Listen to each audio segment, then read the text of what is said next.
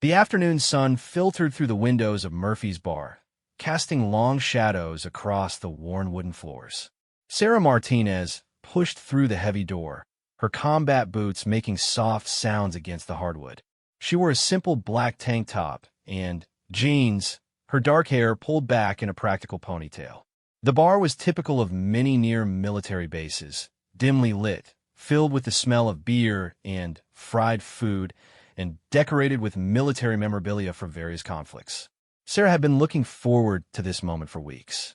After 18 months deployed overseas, she was finally home on leave.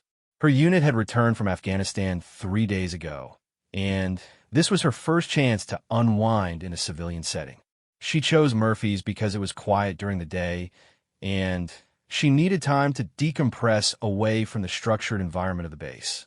The bartender, a middle-aged man with graying hair and kind eyes, looked up as she approached the bar. "What can I get you?" he asked with a genuine smile. "Just a beer, whatever you have on tap," Sarah replied, settling onto a bar stool. She pulled out her phone to check messages from her family, who were planning a welcome home dinner for the weekend. As the bartender poured her drink, Sarah noticed she wasn't alone in the establishment. At a corner table sat 3 men in their 30s, dressed in business casual attire. They appeared to be having an after-work meeting or celebration, their voices carrying across the mostly empty space. One man in particular, wearing an expensive-looking polo shirt and watch, seemed to be holding court with the others. Sarah accepted her beer with a nod of thanks and took a long, satisfying sip. The cold liquid was a welcome relief after years of lukewarm water and military-issued beverages. She closed her eyes for a moment, savoring the simple pleasure of being in a normal place, doing normal things. The peace didn't last long. Well, what do we have here?" The voice came from behind her, dripping with condescension. Sarah turned to see the man in the polo shirt approaching, his companions following with smirks on their faces. Brad Morrison was a successful real estate agent who considered himself the unofficial king of the local social scene. At 35, he had built a reputation for being aggressive in business and equally aggressive in his personal interactions. He thrived on making others uncomfortable, especially those he perceived as beneath his social status. "Excuse me," Sarah replied calmly, turning back to her beer. She had encountered men like this before and knew the best approach was usually to ignore them. Brad moved closer, positioning himself so she couldn't avoid his presence. "I said, what do we have here? Don't see many girls like you in a place like this during the day. Shouldn't you be at work or something?" His friends chuckled, clearly enjoying the show. One of them, Mark, nudged the third man, Dave, and whispered something that made them both grin wider. Sarah took another sip of her beer, her jaw tightening slightly. "I'm just having a drink. Is there a problem with that?" "No problem at all," Brad said, his tone becoming more mocking. "Just surprised to see someone so young in here drinking alone. Most people your age are busy building careers, contributing to society. But hey, everyone has their priorities, right?" The bartender, whose name was Tom, noticed the interaction and started moving closer. He had seen this type of situation before and didn't like where it was heading. Tom was a veteran himself, having served 2 tours in Vietnam, and he recognized something in Sarah's bearing that these men were too ignorant to notice. "Maybe you should focus on your own drink," Sarah suggested, her voice remaining level despite the growing irritation. Brad laughed, a harsh sound that echoed in the quiet bar. "Feisty, I like that. But seriously, what's your story?" "Let me guess, community college dropout? Working at some dead-end retail job? Living with your parents because you can't afford your own place?" His assumptions couldn't have been more wrong, but Sarah had learned long ago that correcting every ignorant civilian was a waste of energy. She had dealt with enemy combatants who showed more respect than this man. "You know what I think?" Brad continued, emboldened by his friend's laughter and what he mistook for Sarah's lack of response. "I think you're exactly the type of girl who makes bad decisions. Probably got some trashy tattoos, thinks she's tough, but really just making poor life choices." Sarah's hand tightened around her beer glass. The mention of tattoos hit closer to home than this man could possibly know. She did have tattoos, but they weren't trashy.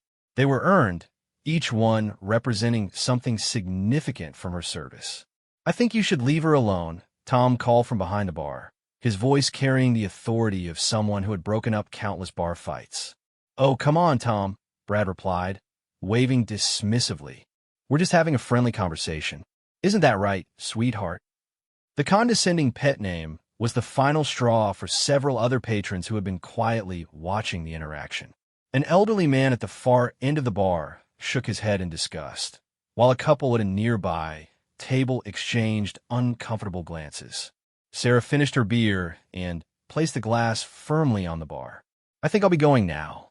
"Ah, don't leave on our account," Brad said, blocking her path as she stood. "We're just getting acquainted. Besides, I was about to buy you a drink. Maybe we could discuss your future prospects. I'm in real estate. I could give you some advice about setting goals, making something of yourself." "I don't need your advice," Sarah replied, her military training helping her maintain composure despite the overwhelming urge to show this man exactly what she was capable of. "Everyone needs advice, honey," Brad continued, his voice becoming more patronizing. "Especially girls who look like they're heading down the wrong path. I mean, look at you, drinking alone in the middle of the day, probably no job to speak of, no direction in life. It's sad, really." Mark and Dave continued to snicker, apparently finding their friend's behavior hilarious.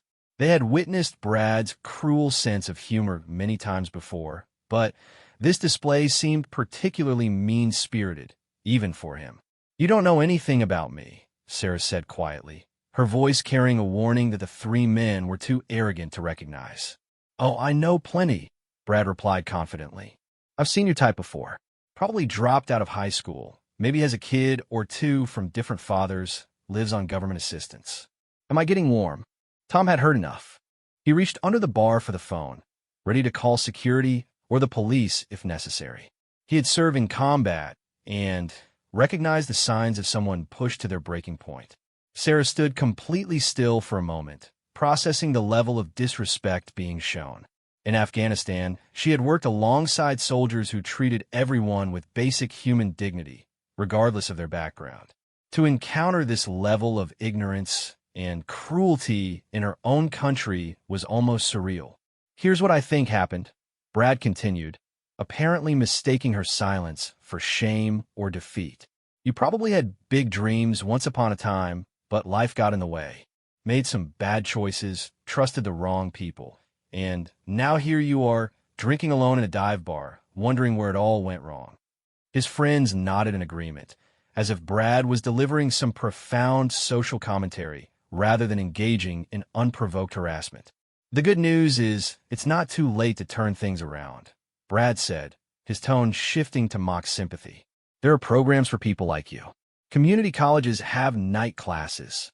You can learn a trade, get your life back on track. Of course, you'd have to give up whatever bad habits got you here in the first place." Sarah looked directly at him for the first time during the conversation, her dark eyes reflecting a depth of experience that should have warned him to stop talking. But Brad was too caught up in his own performance to notice. "What really gets me," he continued, "is that taxpayers like me probably end up supporting people like you through welfare programs. It's frustrating when you work hard, pay your taxes, and then see that money going to support someone who doesn't even try to improve their situation." The elderly man at the end of the bar had heard enough. He stood up slowly, his movements careful but purposeful.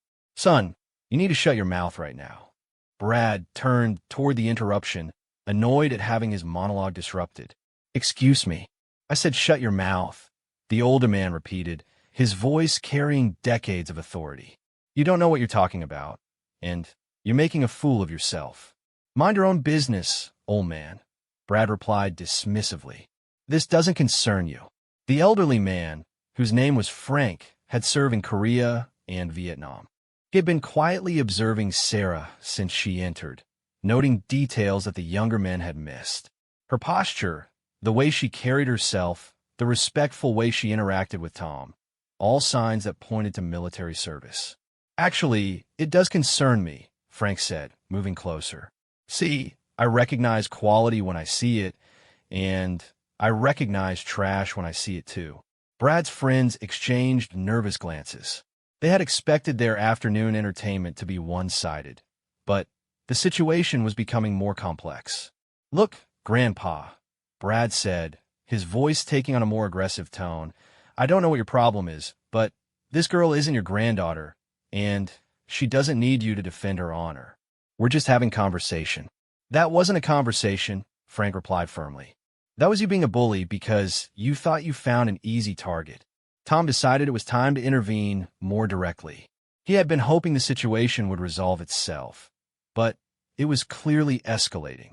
"Brad, I think you and your friend should settle your tab and move along." "We're not done here, Tom," Brad replied, turning back to Sarah. "I was trying to help this young lady understand her options for improving her life." Sarah had remained silent through the exchange, but her patience was wearing thin. She had spent months in combat zones, leading troops, making life-or-death decisions, and protecting people who couldn't protect themselves. Being lectured by this ignorant civilian about her life choices was beyond insulting. "I appreciate the concern," she said finally, her voice steady but with an edge that made Frank nod approvingly. "But I don't need life advice from someone who thinks harassment is entertaining." "Harassment?" Brad laughed. "Lady, if this is harassment, you really need to toughen up. The real world is going to eat you alive if you can't handle a simple conversation." "The real world," Sarah repeated slowly, as if testing the phrase. "Tell me about the real world."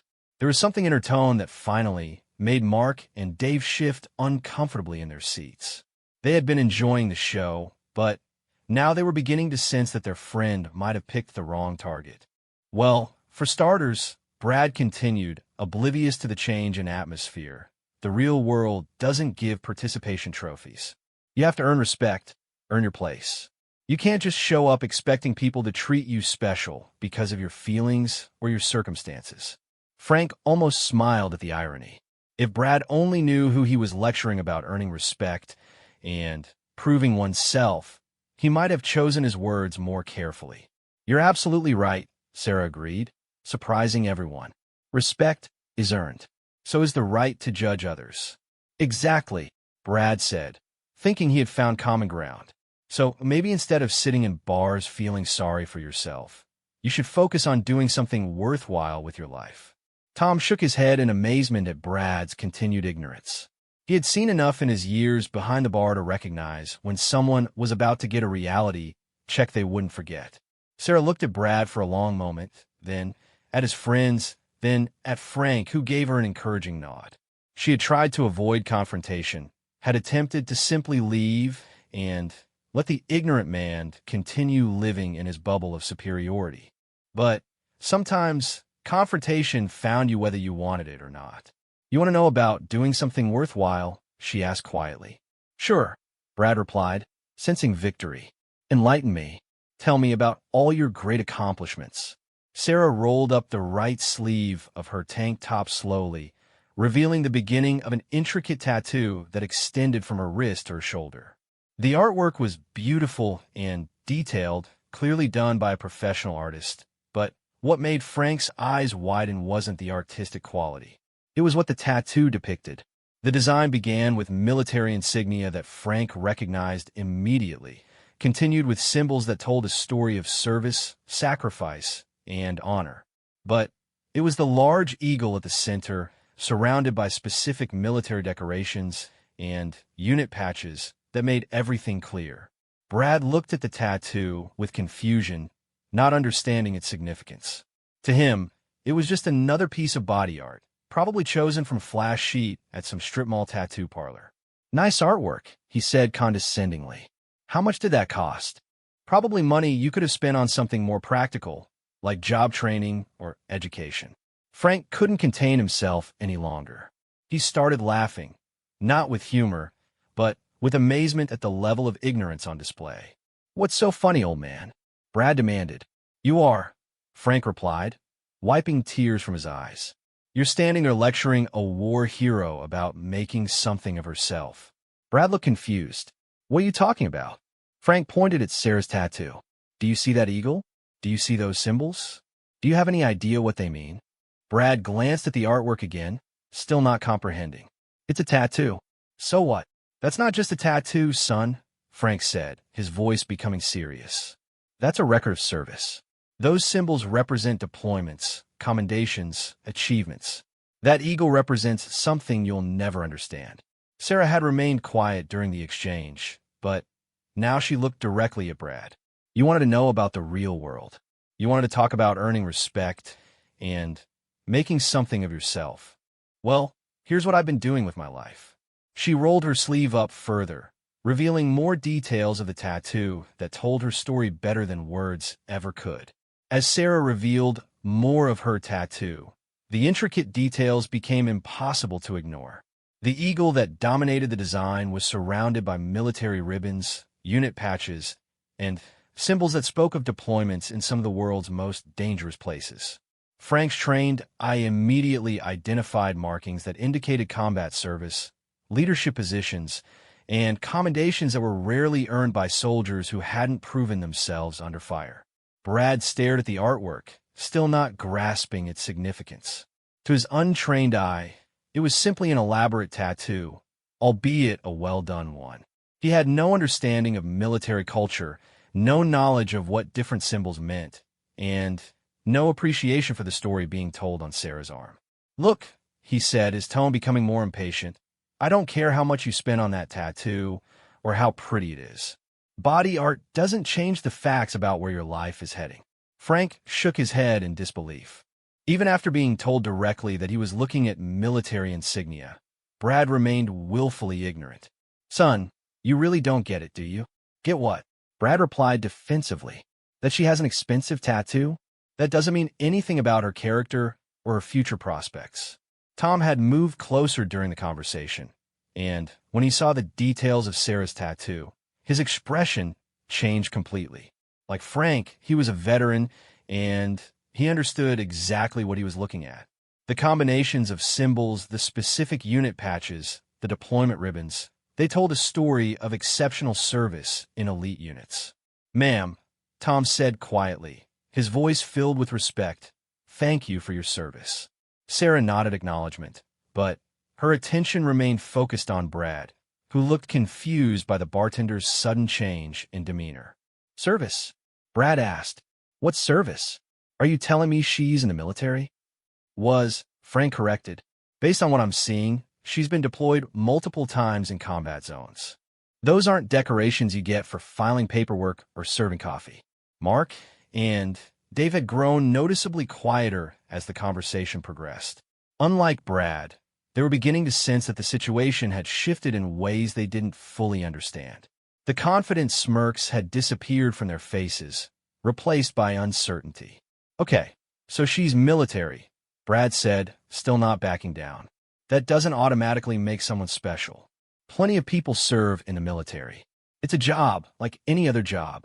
The words hit the room like a physical slap. Frank's face darkened, Tom's jaw clenched, and even the couple at the nearby table looked shocked. To dismiss military service so casually, especially in front of veterans, demonstrated a level of ignorance and disrespect that went beyond simple rudeness. A job like any other job? Frank repeated slowly, his voice dangerous. Is that what you think? Sarah held up her hand slightly, silently asking Frank to let her handle the situation. She had encountered this attitude before. Civilians who viewed military service as just another career choice, with no understanding of the sacrifices involved or the unique challenges faced by those who served. You're right, she said calmly, surprising everyone. Military service is a job. But let me tell you about my particular job. She turned to face Brad directly, and for the first time, he seemed to notice the intensity in her dark eyes, a depth that came from seeing and experiencing things most people couldn't imagine. For the last 6 years, I was an intelligence analyst specializing in counterterrorism operations, Sarah began, her voice steady and professional. I spent 18 months of the last 2 years deployed in Afghanistan, working with special operations units to identify and neutralize threats against American forces and Afghan civilians. Brad opened his mouth to respond, but Sarah continued without pause. My office was often a forward operating base in areas where enemy contact was a daily possibility. My coworkers included some of the most elite soldiers in the American military.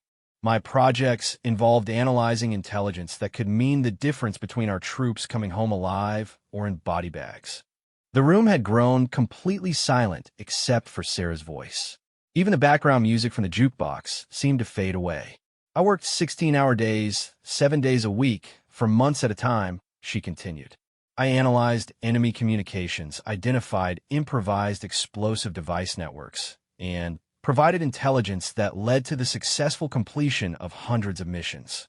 I lived in conditions that would make most people quit after a single day. Frank nodded grimly, recognizing the type of deployment she was describing.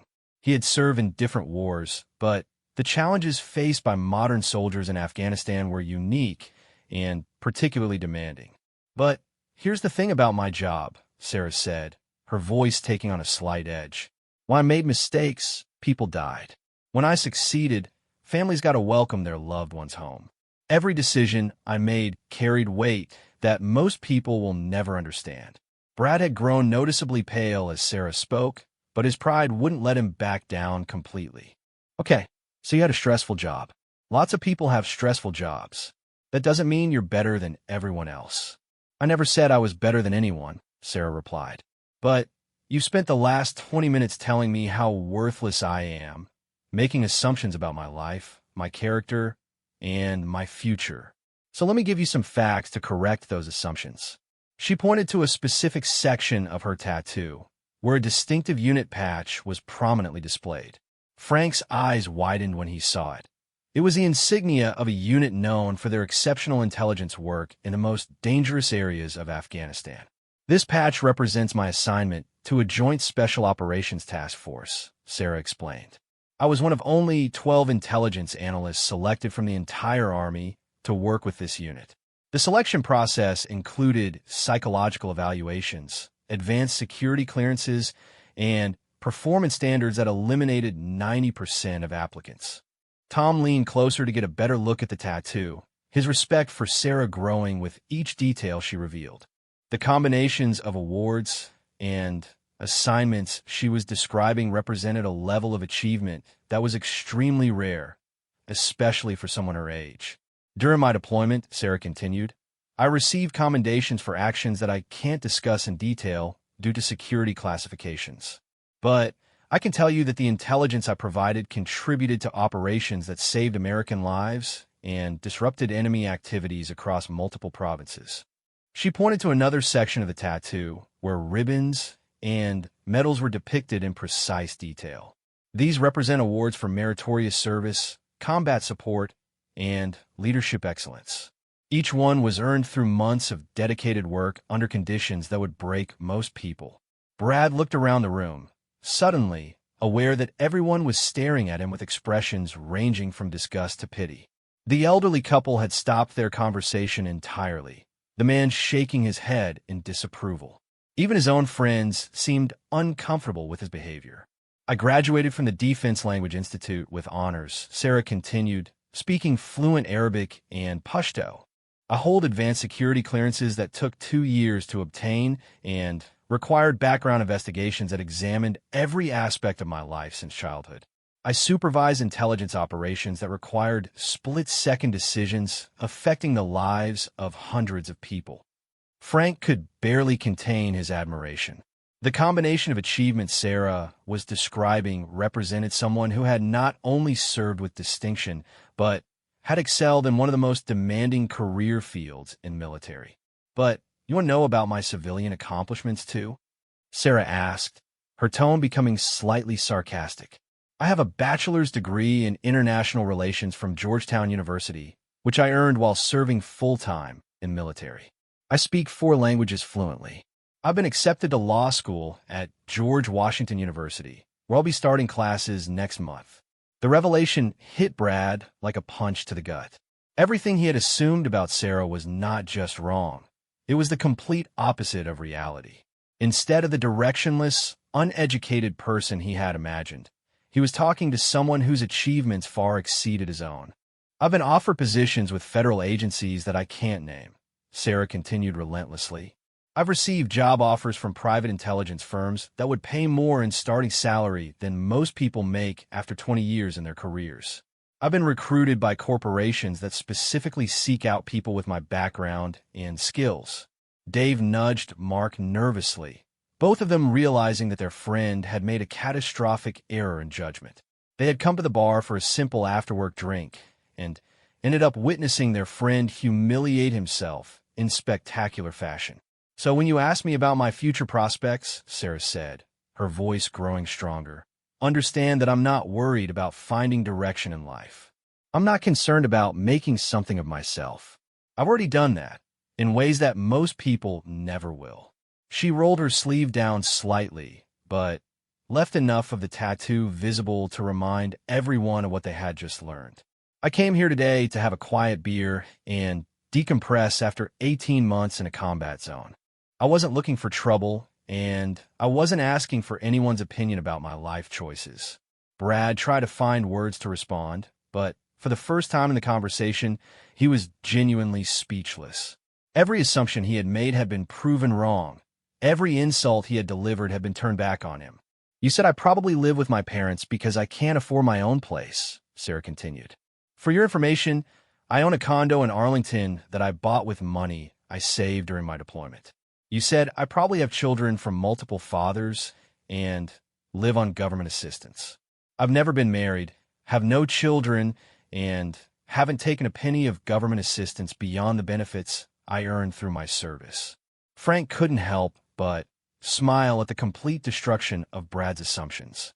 In his years of military service, he had met many exceptional soldiers, but Sarah's combination of combat experience, academic achievement, and professional recognition was truly impressive. "You suggested I needed job training and education," Sarah said, her voice taking on a tone of mock helpfulness. "Well, I've received more specialized training than most people get in a lifetime. I've attended schools that have waiting lists years long. I've been educated by some of the finest military instructors in the world." Tom had been listening to every word, and his respect for Sarah had grown exponentially.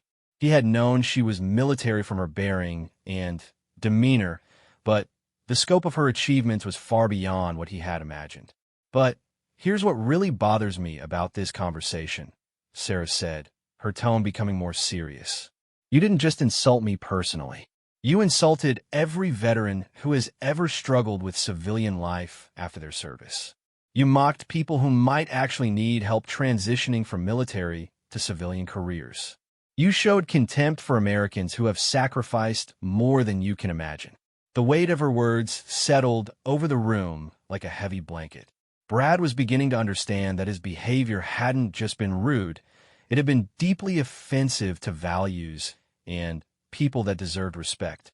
"Some veterans do struggle when they return home," Sarah continued. "Some do face challenges finding employment that matches their military skills. Some do need support and understanding as they readjust to civilian life. But instead of offering respect or assistance, you choose to mock and demean." Mark finally found the courage to speak. "Brad, maybe we should go." But Brad's pride was still preventing him from accepting the magnitude of his error. Even faced with overwhelming evidence of Sarah's accomplishments, part of him couldn't admit that he had been completely wrong about everything. "Okay," he said defensively, "so you're military, and you've done well for yourself. That's great. But that doesn't mean you're perfect, and it doesn't mean you're above criticism." Frank stood up from his seat, his patience finally exhausted. "Son, you need to stop talking right now. You're just making this worse for yourself." "I'm not making anything worse," Brad protested. "I'm just saying that everyone puts their pants on one leg at a time. Military service doesn't make someone a saint." The comment was the final straw for several people in the room. Sarah had remained remarkably composed throughout the encounter, but Brad's continued dismissal of military service after learning about her background demonstrated a level of arrogance that went beyond simple ignorance. The tension in Murphy's bar had reached a breaking point. What had started as an afternoon drink for Sarah had turned into a confrontation that revealed the deep character flaws of a man who couldn't recognize his own ignorance even when presented with overwhelming evidence. Frank walked over to where Brad stood, his movements deliberate and controlled. Despite being in his 70s, the old veteran carried himself with the confidence of someone who had faced real danger and emerged stronger. His eyes held decades of experience, and right now, they were focused entirely on the man who had spent the last half hour demonstrating complete disrespect for everything Frank held sacred. "Let me tell you something, son," Frank said quietly, his voice carrying more authority than Brad had ever possessed. "I've been listening to you run your mouth for 30 minutes now, and I've heard enough." Brad looked around the room nervously, finally beginning to sense that the situation had shifted completely out of his control. The other patrons were no longer just watching. They were actively showing their disapproval through their expressions and body language. "You stand there in your fancy clothes with your expensive watch, thinking you're something special because you sell houses for a living," Frank continued. "But you just spent half an hour attacking someone who has served this country with honor and distinction." Tom had moved from behind the bar and now stood nearby, ready to intervene if the situation escalated to physical confrontation. His years of experience in handling difficult customers told him that Brad was the type of person who might become aggressive when cornered. "I wasn't attacking anyone," Brad protested weakly. "I was just trying to have a conversation." "That wasn't a conversation," Frank replied firmly. "That was you being a bully because you thought you found someone you could push around. But you picked the wrong person, and now you're too proud to admit your mistake." Sarah had been watching the exchange with interest. She appreciated Frank's support, but she was also curious to see how Brad would respond when faced with opposition from someone closer to his own demographic. Would he show the same disrespect to an elderly white man that he had shown to her? "Look, old-timer," Brad said, his tone becoming more aggressive. "This really isn't your business. Whatever happened between me and her is between us." The dismissive way he referred to Sarah as her, rather than using her name or acknowledging her service, demonstrated that he still hadn't learned anything from the conversation. "It became my business the moment you started disrespecting a veteran in my presence," Frank replied, his voice growing colder. "See, unlike you, I understand what service means. I understand what sacrifice looks like, and I recognize it when I see it." Mark and Dave exchanged worried glances. They had known Brad for years and had seen his arrogant behavior many times, but this situation was different. They were witnessing their friend dig himself into a hole that seemed to get deeper with every word he spoke. "You want to know what I see when I look at her?" Frank asked, pointing towards Sarah. "I see someone who volunteered to serve when most people her age were worried about college parties and social media. I see someone who spent years of her life in dangerous places so that people like you could sit safely in bars and complain about your comfortable problems." Sarah remained silent, allowing Frank to speak for the veteran community. She had learned during her service that sometimes the most powerful response to ignorance was to let it expose itself completely. "I see someone who earned respect through actions, not words," Frank continued. "Someone who proved herself in situations where failure meant life or death. Someone who carries herself with dignity even when facing the kind of disrespect you've shown today." The elderly couple at the nearby table had been listening to every word. The man, whose name was Robert, was also a veteran, having served in the Navy during the Cold War. He stood up slowly and approached the group. "I couldn't help but over here," Robert said, addressing Brad directly. "And I have to say, I'm disgusted by your behavior."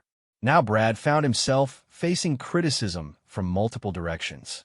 The confident demeanor he had maintained throughout the encounter began to crack under the pressure of unanimous disapproval. "I think everyone is overreacting," Brad said defensively. "I was just making conversation. Maybe I was a little direct, but that's just my personality. I'm successful because I don't sugarcoat things." "Direct?" Robert repeated incredulously. "Is that what you call attacking someone's character based on your own ignorant assumptions?" Sarah decided it was time to speak again. The veterans in the room were doing an excellent job of defending her honor, but she wanted Brad to understand the full implications of his behavior. "You said I probably had children from different fathers," she said calmly. You suggested I lived on government assistance and had no direction in life. You mocked the idea that I might have any accomplishments worth mentioning. How exactly is that being direct rather than simply cruel? Brad looked around the room desperately, searching for any sign of support or understanding. Instead, he found faces filled with disapproval, disappointment, and, in some cases, outright disgust. Maybe I made some wrong assumptions, he admitted reluctantly. But everyone makes mistakes. That doesn't make me a bad person. Making mistakes is human, Frank agreed. But continuing to defend those mistakes, even after learning the truth, that shows character problems that go much deeper than simple ignorance. Tom had been observing the entire situation with the practiced eye of someone who had seen countless bar arguments over the years. In his experience, there were two types of people who found themselves in Brad's position. Those who learned from their mistakes and became better people, and those who doubled down on their ignorance because admitting error was too damaging to their ego. The lady has been nothing but polite to you, Tom said, entering the conversation for the first time. Even after you insulted her repeatedly, she's maintained her composure and dignity. That tells me everything I need to know about her character. And everything I need to know about his, added Robert, gesturing toward Brad. Sarah looked directly at Brad, her dark eyes reflecting a sadness that came from recognizing how common his attitude was among certain segments of civilian society. Do you want to know what really bothers me about this? She asked quietly. It's not the personal attacks, though those were unnecessary and hurtful. It's the fact that you represent an attitude I encountered too often during my service. Brad shifted uncomfortably under her gaze, beginning to understand that his behavior was being viewed as representative of something larger than just one rude conversation. There are people back home who think military service is just a job for people who couldn't make it in the civilian world, Sarah continued. People who think we're wasting taxpayer money, or that we're somehow less intelligent or capable than those who chose other paths. Frank nodded grimly. He had encountered the same attitudes throughout his own service and in the decades since returning from Vietnam. But here's what those people don't understand, Sarah said, her voice growing stronger. Military service, especially combat deployment, requires levels of dedication, sacrifice, and competence that most civilians never experience. We don't do it for money or glory or recognition. We do it because someone has to, and we're willing to accept that responsibility. The room had grown completely silent except for Sarah's voice. Even the sounds from the kitchen had stopped, as if the entire establishment was focused on her words. I've worked alongside soldiers who had advanced degrees from Ivy League universities, but chose military service over lucrative civilian careers, she continued.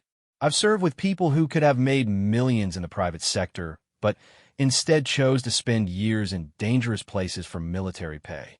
Brad was beginning to understand that his assumptions weren't just wrong about Sarah personally. They reflected a fundamental misunderstanding of military service and the people who chose it. The soldiers I served with included doctors, lawyers, engineers, teachers, and people with skills that would make them valuable in any civilian profession, Sarah said. But they chose service because they believed in something bigger than personal advancement. Mark finally found the courage to speak directly to his friend. Brad, I think you need to apologize. This has gone way too far. But Brad's pride was still preventing him from taking that step. Even faced with overwhelming evidence of his error, admitting complete wrongness felt like more than he could handle. I think we're all taking this too seriously, he said, his voice lacking conviction. It was just a misunderstanding. No real harm was done. The words hung in the air like a challenge. Frank, Robert, Tom, and several other patrons looked at Brad with expressions that suggested his continued refusal to acknowledge the seriousness of his behavior was making things worse, not better. No real harm, Frank repeated slowly. Son, you just spent 30 minutes attacking the character and service of a decorated veteran. If you think that's no real harm, you've got bigger problems than anyone here can fix. Sarah reached in her pocket and pulled out a small wallet.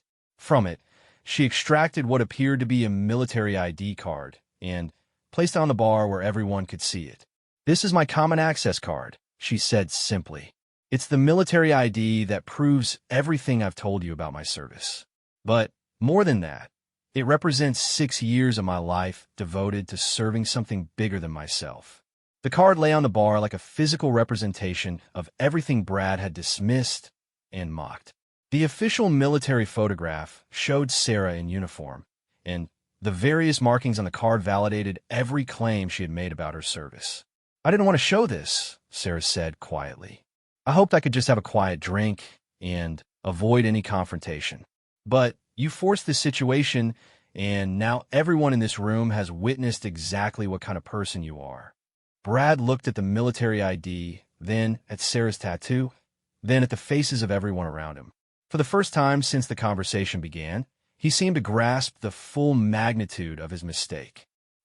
He began, then stopped, apparently unable to find words adequate to address what he had done. "You what?" Frank prompted, his voice filled with the expectation that Brad would finally show some genuine remorse. The room waited to see if Brad would find the courage to offer a sincere apology, or if his pride would continue to prevent him from acknowledging the truth that everyone else could see clearly. The silence in Murphy's bar stretched on as everyone waited for Brad's response. His face had gone through several color changes during the conversation, from confident smugness to pale shock to a red flush of embarrassment. Now he stood frozen, caught between his wounded pride and the growing realization that he had made a terrible mistake. Dave looked at his watch nervously. What was supposed to be a quick after-work drink had turned into a public humiliation for his friend. He wanted to leave, but felt obligated to stay and try to help Brad salvage some dignity from the situation. "Brad," Dave said quietly, "just apologize and let's go." But Brad seemed incapable of forming the words. His entire self-image was built on being the alpha male in social situations, the one who dominated conversations and made others uncomfortable. Admitting that he had completely misjudged Sarah would mean acknowledging that his whole approach to interacting with people was flawed. Frank watched Brad's internal struggle with a mixture of disgust and pity. He had seen this type of person before.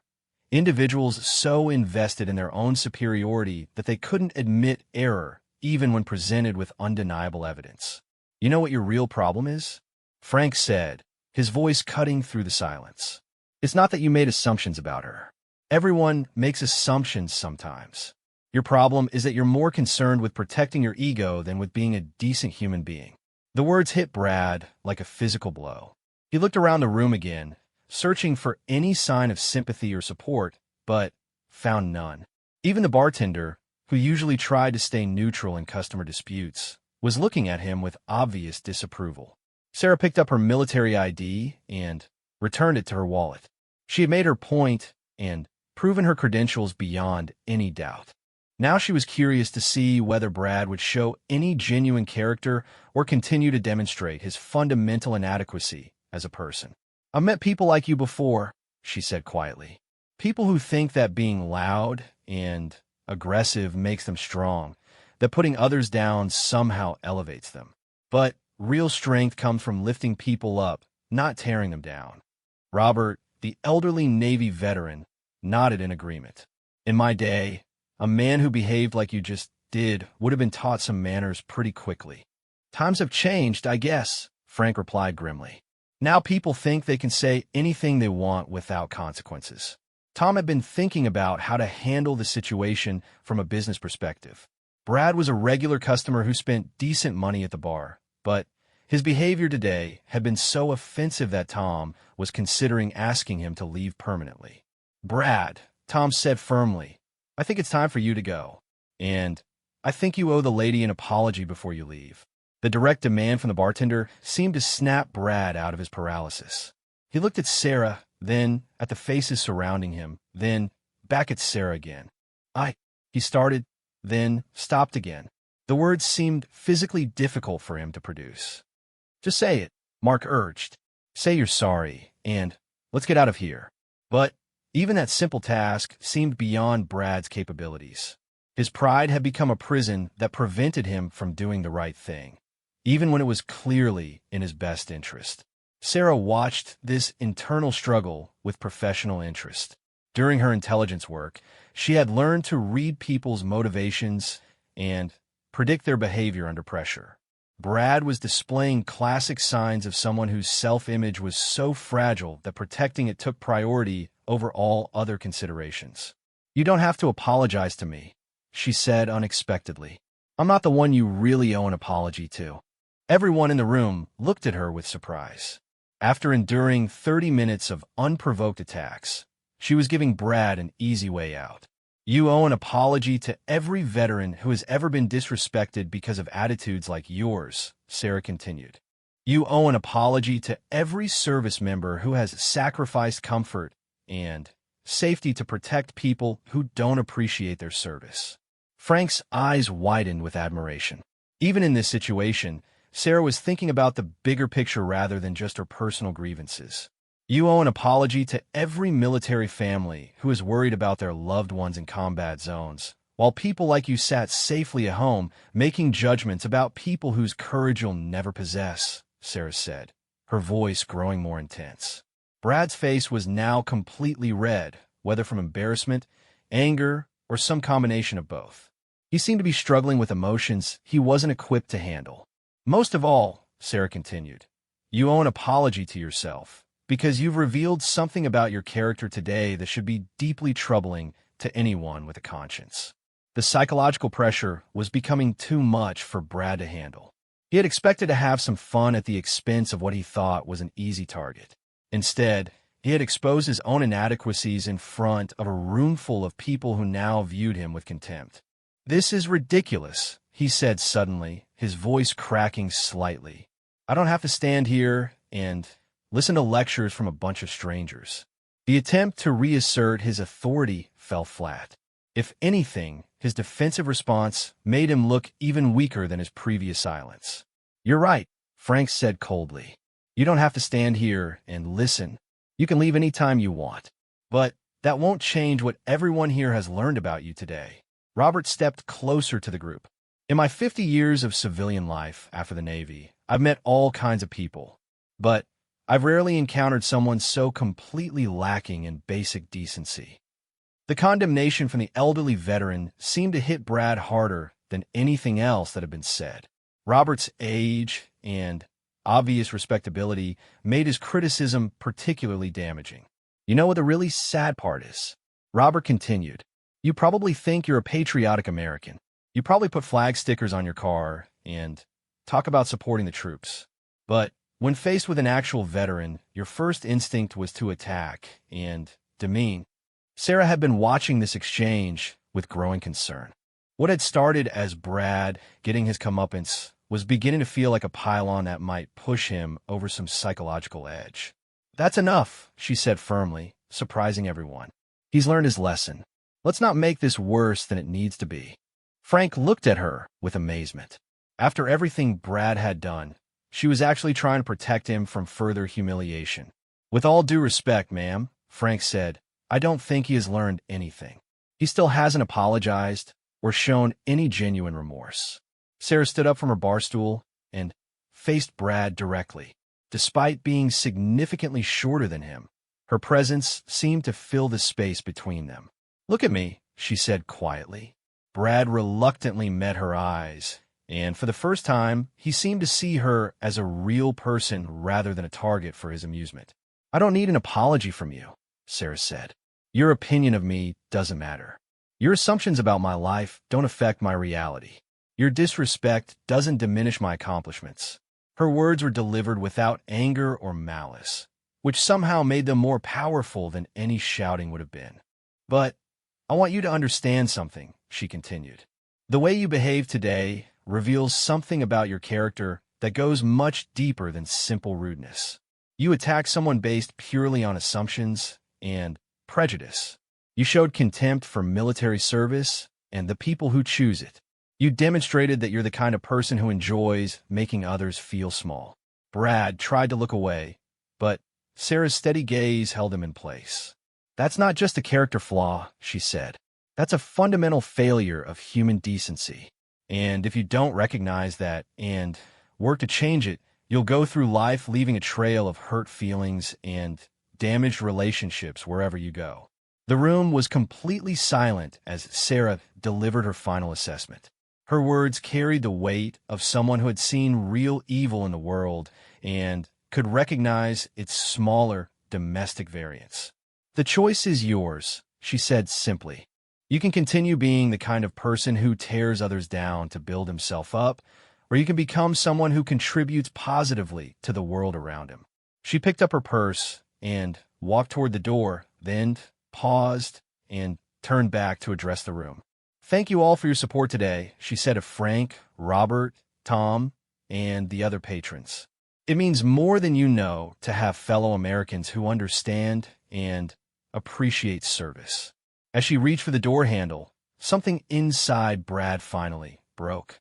Whether it was the cumulative effect of everything that had been said, or Sarah's unexpected grace in the face of his cruelty, or simply the realization that he was about to lose any chance at redemption, he suddenly found his voice. "Wait," he called out, his voice barely above a whisper. Sarah stopped, but didn't turn around. Everyone in the room held their breath, wondering if Brad would finally find the courage to do the right thing. Brad struggled with the words, his voice shaking. "I was wrong. About everything. I'm sorry." The words were simple, but they carried the weight of complete admission. For the first time since the conversation began, Brad had spoken without defensiveness, without qualification, without trying to protect his ego. Sarah turned around slowly and studied his face.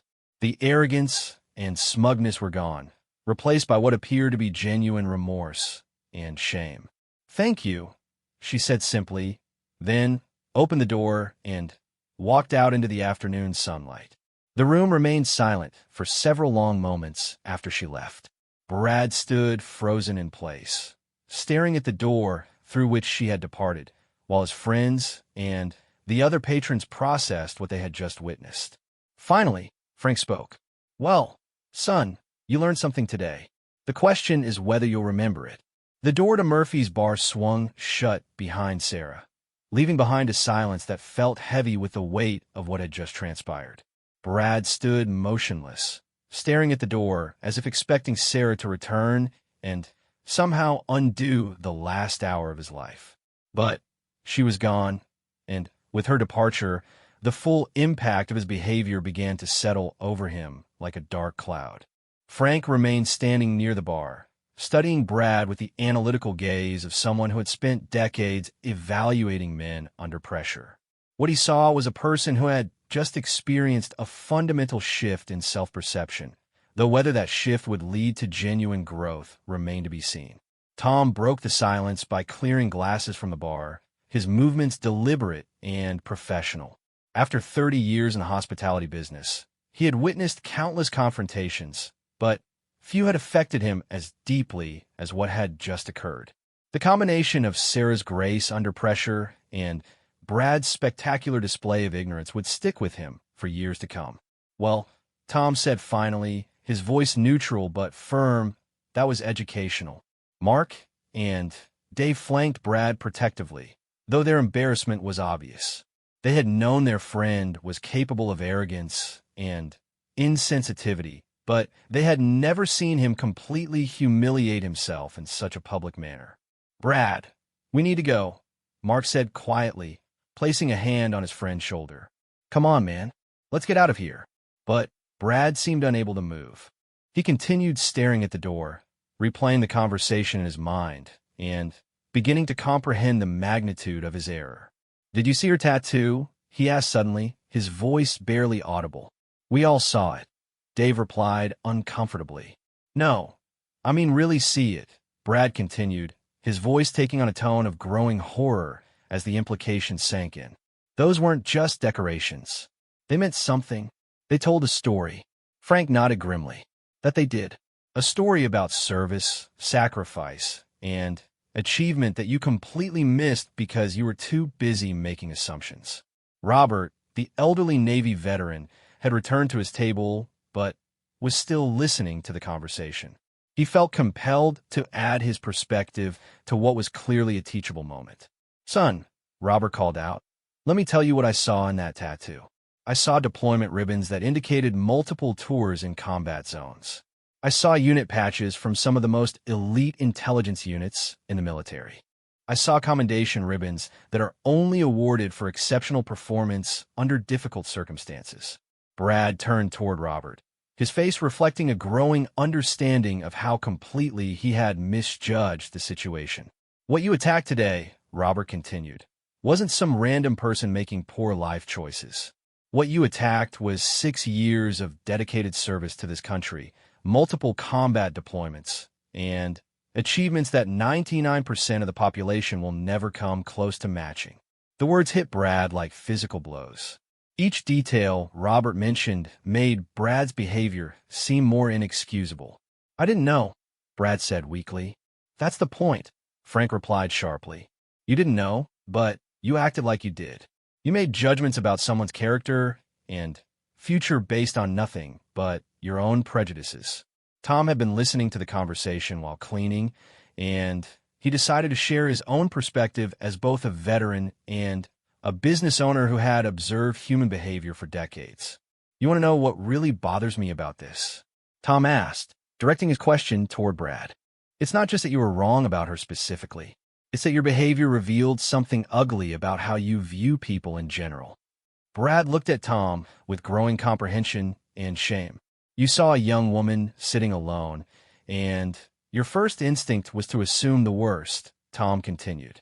You immediately categorized her as someone beneath your status, someone you could mock and belittle for your own entertainment.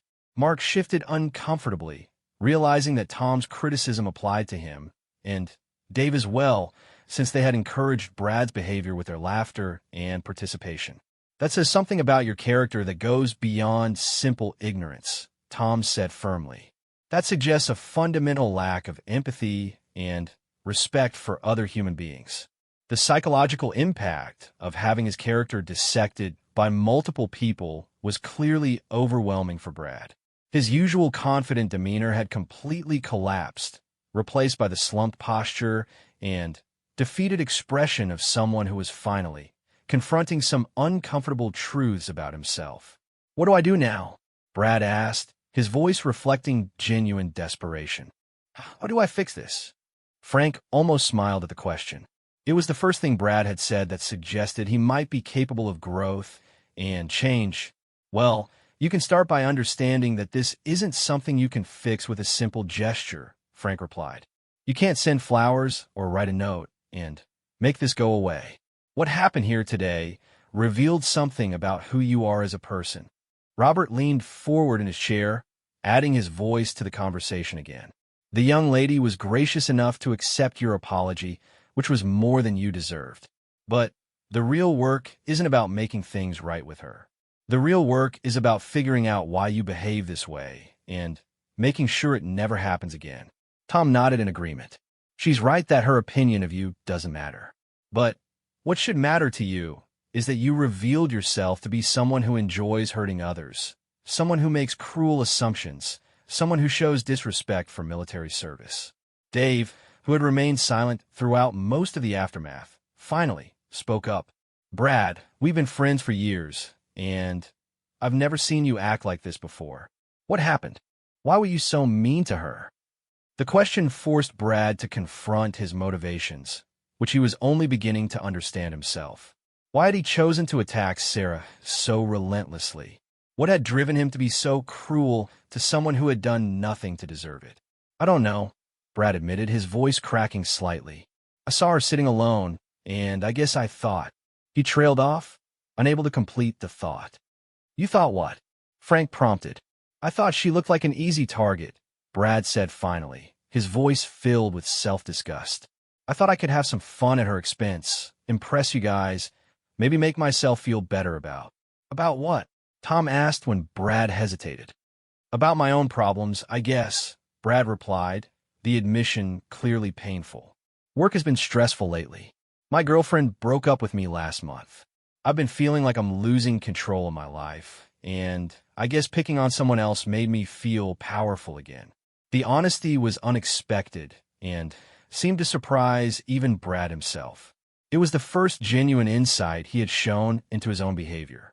"So you decided to take out your frustrations on a stranger," Frank said, his tone slightly less harsh than before. "Someone you assumed couldn't fight back." "Yes," Brad admitted, "and I was completely wrong about everything." Robert studied Brad's face, looking for signs of genuine remorse versus simple embarrassment at being caught. What he saw was someone who appeared to be experiencing real shame and regret. "The question now," Robert said, "is what you're going to do with this knowledge about yourself."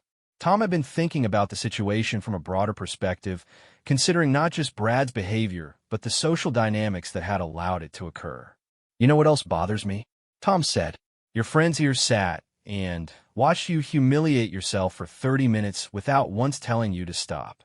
What does that say about the kind of people you surround yourself with?" Mark and Dave looked at each other uncomfortably, realizing they were being called to account for their own role in the situation. "We thought it was funny at first," Mark admitted reluctantly. "We didn't realize how serious it was until it was too late." "When exactly did you realize it was serious?" Frank asked pointedly. "When you learned she was military, when you saw her credentials?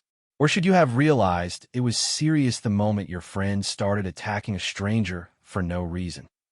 The question hung in the air, challenging all three men to examine their own values and behavior. "You're right," Dave said quietly. "We should have stopped him immediately. What he was doing was wrong regardless of who she was or what her background was." Frank nodded approvingly. "Now you're starting to understand. The problem wasn't just that Brad was wrong about her specifically. The problem was that his behavior was cruel and unacceptable no matter who she was." Brad had been listening to this analysis of his friend's complicity with growing horror. Not only had he behaved terribly, but he had corrupted his friends by making them participants in his cruelty. "I'm sorry," he said, turning to Mark and Dave. "I'm sorry for putting you guys in that position, for making you part of something shameful." Tom observed this exchange with professional interest. In his experience, people who had been publicly humiliated usually responded in one of two ways. They either became defensive and blamed others for their problems, or they accepted responsibility and tried to learn from their mistakes. Brad seemed to be choosing the latter path, which suggested there might be hope for him. "The lady mentioned that she's starting law school next month," Frank said suddenly. "George Washington University, if I remember correctly." Brad nodded miserably, remembering how Sarah's actual accomplishments had contrasted so starkly with his assumptions about her life. "Do you understand what that means?" Frank continued. "It means that while you were sitting here making jokes about her being a dropout with no direction in life, she was actually preparing to begin one of the most demanding graduate programs in the country." The irony was almost too painful for Brad to contemplate. While he had been mocking Sarah for her supposed lack of achievement, she had been quietly excelling in ways that far exceeded his own accomplishments. "She could have destroyed you," Robert added. "With her education, her military experience, and her obvious intelligence, she could have made you look like a complete fool without breaking sweat. But she chose to maintain her dignity and composure even while you were attacking her. That tells you something about the difference between real strength and the fake strength you were displaying," Frank said. "Real strength is being able to remain calm and composed when someone is treating you badly. Fake strength is picking on people you think can't defend themselves." Tom had been thinking about the long-term implications of what had occurred, both for Brad and for the other people who had witnessed the confrontation. "You know what's going to happen now?" Tom asked. "Everyone who was here today is going to remember this. They're going to remember how you treated a veteran, how you behaved when you thought you had power over someone, and how you only showed remorse after being completely exposed." The prospect of carrying this reputation was clearly terrifying to Brad. His social and professional life in the community would be permanently affected by what had occurred. "What can I do?" Brad asked desperately. "How can I make this right?" "You can't make it right," Frank replied bluntly. "What's done is done. But you can use this as a wake-up call to become a better person." Robert leaned forward, his expression becoming more sympathetic. "Son, everyone makes mistakes. The question is whether you learn from them or repeat them." "I want to learn," Brad said, his voice filled with conviction. "I need to understand why I did this, why I thought it was okay to treat someone like that. Tom nodded approvingly. That's the right attitude. But understanding yourself is going to take time and honest self-reflection. You can't just flip a switch and become a different person overnight. As the afternoon wore on and the implications of the confrontation continued to sink in, Brad began to understand that what had happened in Murphy's bar would mark a turning point in his life. The question was whether it would be a turning point toward growth and redemption or toward further decline and isolation. The choice, as Sarah had said, was his to make.